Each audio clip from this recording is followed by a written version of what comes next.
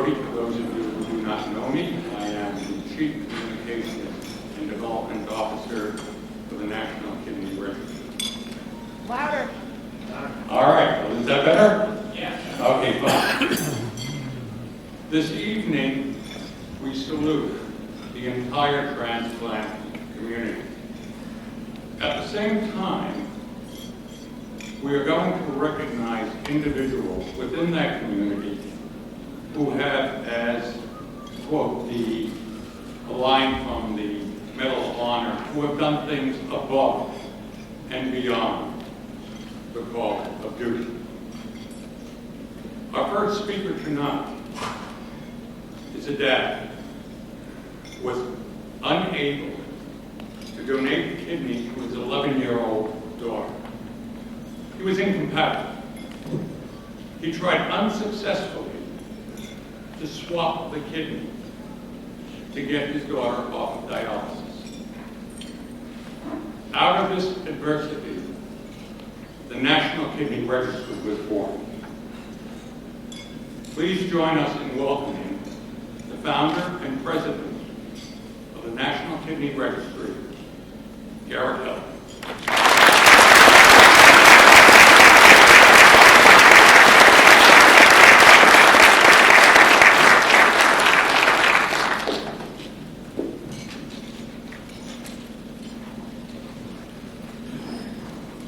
I would like to personally thank everyone here for joining us tonight. Without your dedication, talent, and altruism, 120 mothers, fathers, daughters, sons, brothers, and sisters this night would either still be on dialysis or dead. In our second year of operation, working together, we, and I mean everybody here tonight and the hundreds of other people who have been working with us over the last 2 years, we have facilitated more paired exchange transplants than any organization in the world and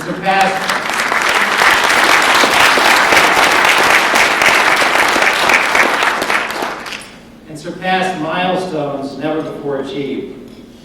We completed the first 10-way swap back in December. We completed the first 2 12-deep chains over the past year. We found the first 6 antigen match in a swap.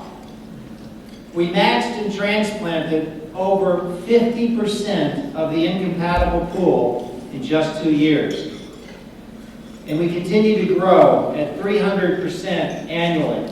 If you look at the charts over here, the chart on the left is the 2008 volume compared to the 2009 volume. You see in 2008, 21 transplants. In 2009, we nearly tripled that to 62. The charts on the far right are quarter 1, 2009 versus quarter 1, 2010. In quarter 1, 2009, 9 transplants. In quarter 1, 2010, that number had gone up by 322% to 29 transplants. Sustaining a 300% growth rate will get us to 500 transplants next year. That's the goal. Tonight, we celebrate the enormity of your success. Please give yourselves a big round of applause.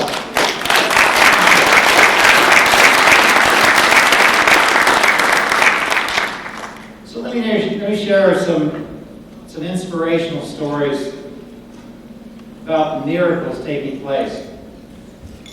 December, it was a cold night. I was returning from a business trip in Boston. It was a little before midnight when I got back to my office, and out of curiosity, I did another match run on an 8-way swap that was scheduled for surgery in 10 days. Bingo! I found 2 more pairs that could be spliced into that 8-way swap, making it a 10-way swap. But we only had 10 days before the swap. So I sent Cornell an email showing the 2 additional pairs. Those 2 pairs were at Cornell, asking if they wanted to move on this. and the answer came back early the next morning. It was a definite yes. They wanted to chase that miracle. And as a result, 2 more patients received transplants. A lot of work happened over the next 10 days, and on December 17th, the swap started with the UCSF bridge donor kidney being shipped across the country on a red-eye flight to the East Coast. The following day, 17 successful surgeries took place. Cornell anchored this swap, handling 9 surgeries by starting multiple ORs at 3 o'clock in the morning and running full tilt until 8 o'clock that night.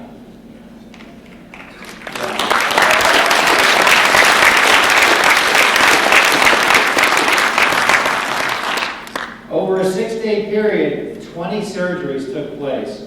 A week later, there were 20 people who sat down for their holiday meal knowing that they were part of something extraordinary and their lives would never be the same. The 5 centers involved in this historic swap included Cornell, Montefiore, Pinnacle, St. Barnabas, and UCSF. They are all here tonight. Please give them a big round of applause.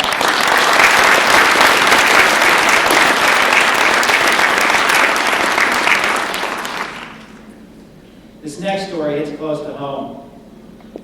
It was late in the afternoon back in February. I was driving home from work, and I got my first call from Melissa's mom, Mary. She was stressed out and very concerned about her daughter. Hearing about Melissa brought back some painful memories. This is Melissa, by the way. After a few minutes on the phone, I pulled my car off the highway and rolled up the window so I could hear every word. I knew that Melissa would likely die if we did not find her a compatible donor and get her off dialysis. You see, Melissa had a heart transplant when she was an infant, and dialysis was damaging her transplanted heart. We needed to move fast. Here was the situation. Melissa was 19 and had been on dialysis for about a year. She had a heart transplant at 1 and a kidney transplant at age 15 that did not work. Her mom, Mary, was the donor. She had a 96% PRA and she was an A blood type. She had a dozen incompatible donors. She was enrolled in 2 transplant programs and she'd been in one exchange system for almost a year with no offers. The first order of business was to get Melissa to a transplant center that would work with us. So we called John Milner at Loyola, and the entire Loyola team swung into action. They first had to chase down Melissa's antibody information so that we had something to work with. It took a few days to get, but within 30 minutes of uploading it, we found 3 matches for Melissa. Amazingly, the best match for Melissa was a bridge donor from Loyola's first chain that they just started a week earlier. The Loyola team worked swiftly and accurately, and 2 weeks later, Melissa was successfully transplanted. Please give John Milner and his team a big round of applause.